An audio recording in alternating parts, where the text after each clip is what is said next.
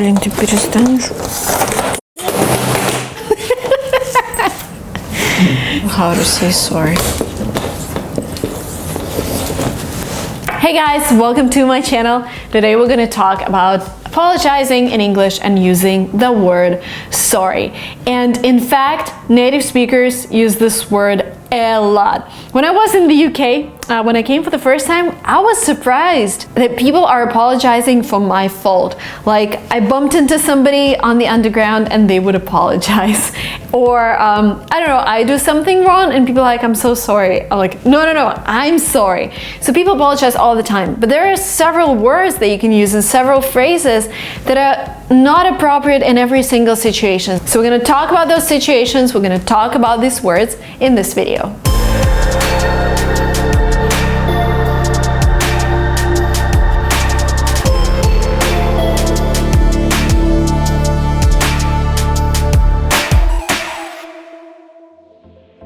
Let's start with something really serious, like you made a very bad mistake. Somebody gave you $1,000 to buy a mattress and you lost $1,000. Let's imagine that.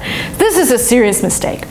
So you come to that person, you don't say, I'm sorry. You say, I owe you an apology. Something really bad happened. I went out and I lost $1,000. So I owe you an apology. Then another phrase that you can use, I'd like to apologize. And normally you would use these phrases when you're about to get into this long explanation about what happened. So you won't use these phrases when you bump into somebody in the street or you do something minor.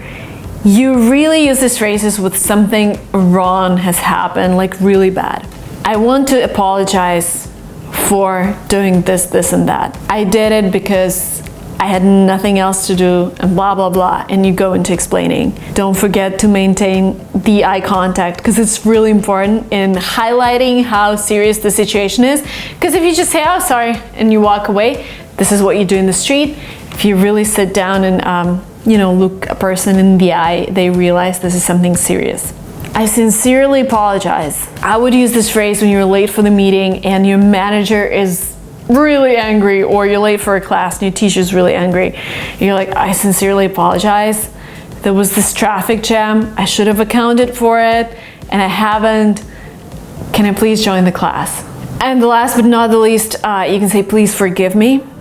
And this is something super serious. For example, you took a job, you had a deadline, you didn't do it. And you can say, I take full responsibility for my behavior. It was completely wrong. It was really irresponsible of me to do that. Please forgive me. And normally next you would offer something like, I would like to do this work again for you, free of charge. Please forgive me. So those phrases, again, are for really bad events, really bad mistakes. But if something less serious happens, you can use the phrases that we're going to learn next. And also the phrases that I've just mentioned, you can use them in written English. If you're writing an essay, if you're writing an academic statement, if you're writing a formal letter of apology, there is something like that as well. Then you use those phrases. Now, if you're talking to a friend and you're just late for the movie and nothing serious, you just want to apologize, there are several phrases that you can use. First, hey, I wanted to tell you I'm sorry I was 20 minutes late for this movie, but I'm glad I was able to join. Or you dropped something in a restaurant in front of somebody who's walking by and you're like, my apologies, and you pick it up. What I hear a lot from native speakers is when they say, sorry, my bad, which means this is my fault. Sorry, my bad. Sorry, my fault. Sorry, my mistake. So you're taking full responsibility for what happened. Another phrase that you can add, I'm sorry, I was wrong on that.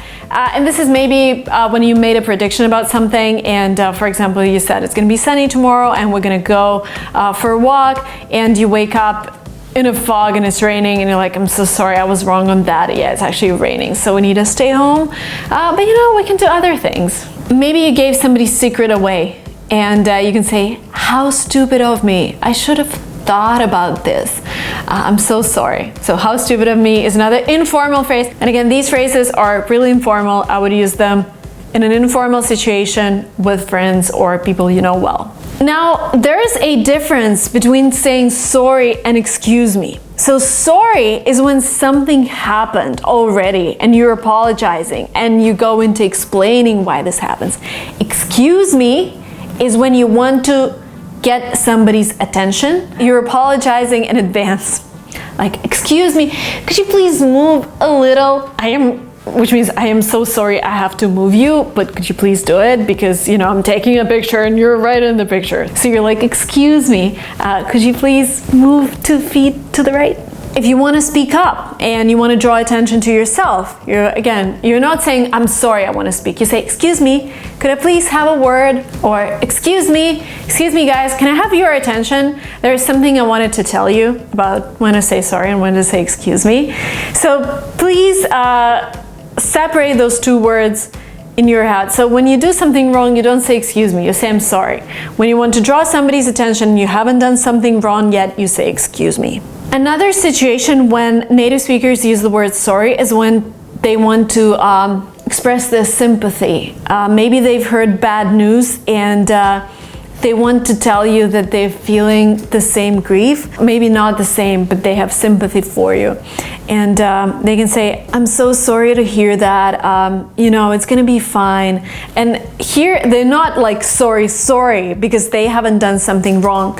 They are just telling you about how they feel. Like, for example, you got a really low score on your TOEFL, which means you have to retake it, and somebody can say, I'm so sorry that you got this low score, but you know, life goes on, you have another month to prepare and you're gonna retake it. Or something bad happened and you're like, I'm so sorry for your loss, you know, my deepest condolences.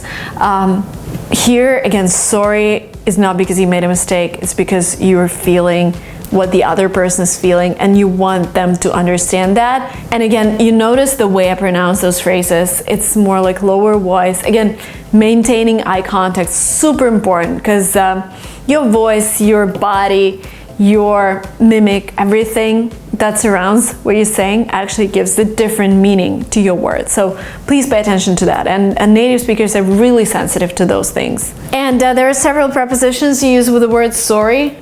You say sorry about, and you're sorry about something that you've heard. So you're like expressing your sympathy. And sorry for is when you've done something wrong. Okay, this is another differentiator for you, the preposition that comes after the word sorry, either about or for.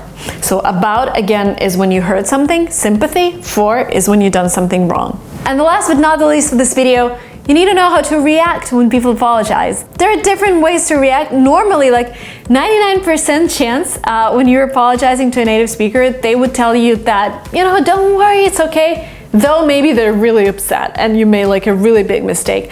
But this is this Western culture where people don't want to blame you, they want you to feel easier.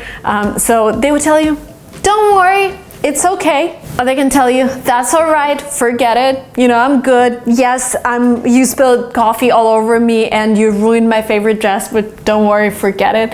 It doesn't mean that you just walk away, you still offer help, okay? Because this is this Western culture. People are just really polite and don't want you to feel bad. Normally, I would say no worries, no problem, no big thing. No worries is, I think, my favorite phrase ever.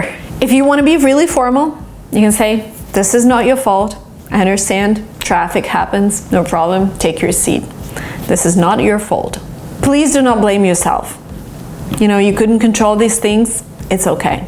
You should not blame yourself. Again, things were outside of your control. That was it for me for today, guys. As always, if you have any requests for future topics, there is a comment section below. Let me know what you want to hear in the next video. Yeah, if you're not yet subscribed to this channel, but you're interested in learning English, there is a red button, hit subscribe, and I will see you soon in the next videos. Thank you, and bye.